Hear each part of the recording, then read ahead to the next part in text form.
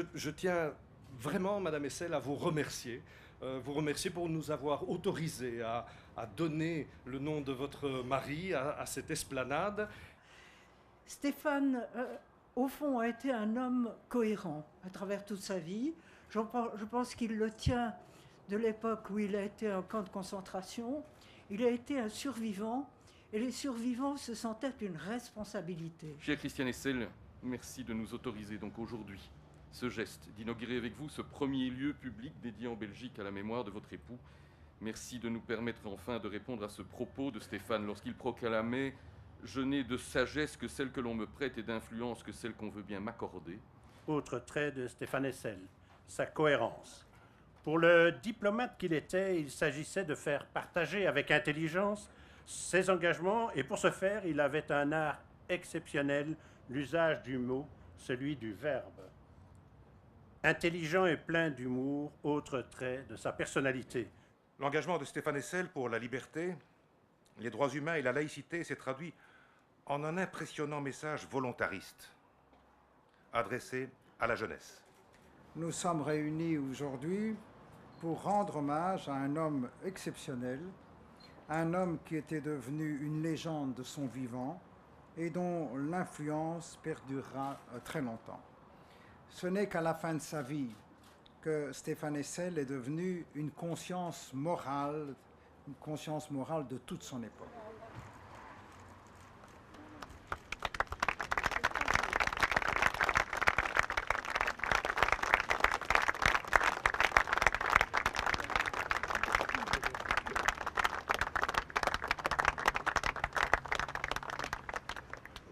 L'indignation n'est qu'un moteur, mais l'engagement est absolument indispensable. Une indignation sans engagement, ça n'a aucun intérêt. Et ça, il l'a redit fort à chaque occasion. Il disait qu'il ne peut pas y avoir le désir sans limite et que la limite au désir, c'est la loi. Et c'est pour ça qu'il s'est engagé sur la Palestine, parce que la loi a été violée.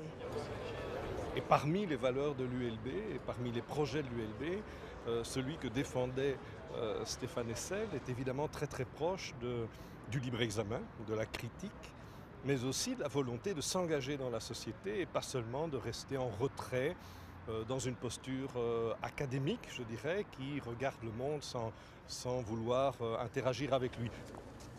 La paix, c'est aussi le combat d'une vie et de Stéphane Hessel qui nous appelle à l'indignation pour préserver la paix. C'est très important. C'était important pour nous aussi de l'associer au fondateur de l'ULB, Pierre Theodor Verhagen, parce qu'en les rejoignant ici dans ce lieu symbolique, nous donnons aussi le signal que deux hommes d'âge mûr ont eu pour préoccupation notre plus grande richesse, la jeunesse.